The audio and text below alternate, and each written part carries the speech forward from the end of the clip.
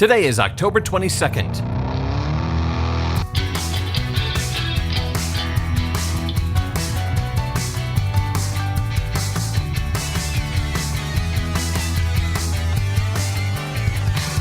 It's the 296th day of the year, and this is the On This Day podcast.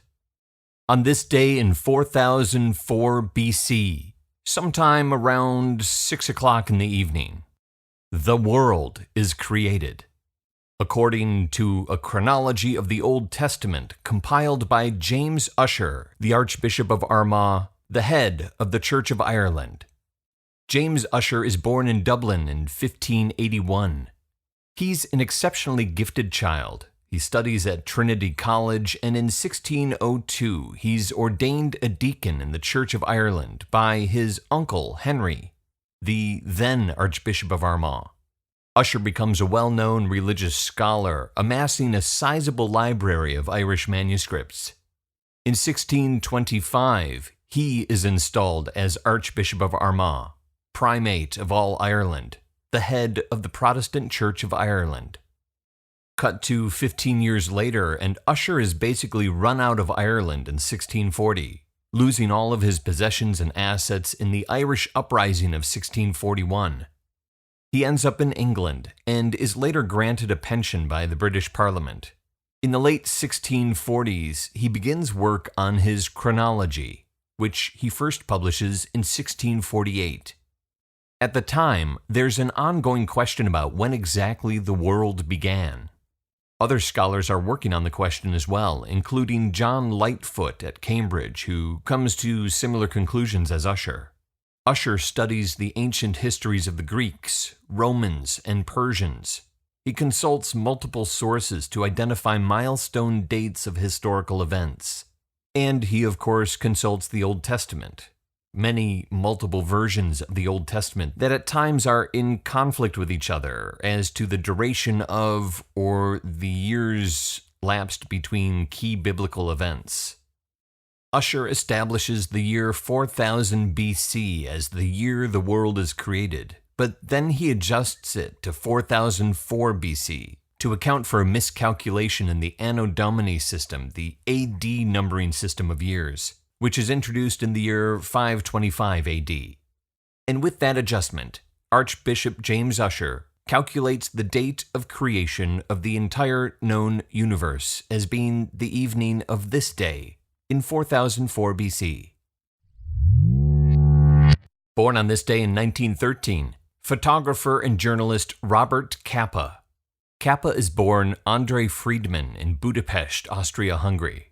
He leaves Hungary for Berlin when he's 18, with his mind set on being a writer. He knows some German in addition to his native Hungarian. However, his first job is as a photographer's assistant, and right away he discovers the universal language of photography. He leaves Berlin for Paris in 1933 amidst the rising tide of National Socialism. In Paris, he meets Gerda Taro, his partner and companion until her death 3 years later. Gerda Taro is not her birth name. She adopts her professional name around the same time that he adopts his, choosing the name Robert Capa. Capa meaning shark, which is a childhood nickname. The name Robert Capa conceals his Jewish heritage as he travels throughout Europe. It's also a name that sounds like a professional photographer. It sounds a little bit like the famous film director Frank Capra. And most importantly, it sounds American. Friedman creates the character of the American photographer Robert Capa in order to increase sales. And it works. Capa begins selling a lot of photos and is soon sent on assignment to Spain to cover the Spanish Civil War. This experience is life-changing for him. In Spain, he takes one of his most famous and controversial photographs, Death of a Loyalist Soldier, also known as The Falling Soldier, Capa snapping the shutter at the exact moment a Republican soldier is struck and killed by a bullet. It's a startling picture, an incredibly powerful image. Decades later, beginning in 1975, the authenticity of the photograph will be questioned. Even more so when evidence surfaces in 2009 that indicates Capa's famous photo was staged. But back in the late 1930s, Capa becomes world famous for the photograph, which is hailed at the time as one of the greatest photographs ever taken.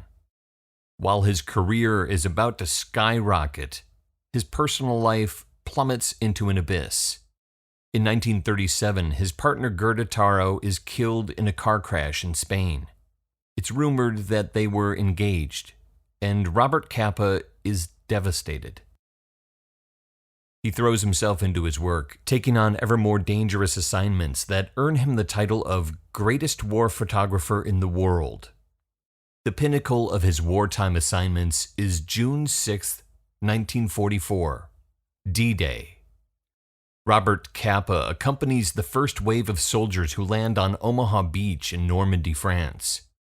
Armed only with 2 Contax cameras, he follows the 16th Infantry Regiment of the U.S. Army's 1st Infantry Division, off the landing craft, through the water, and up onto the sand.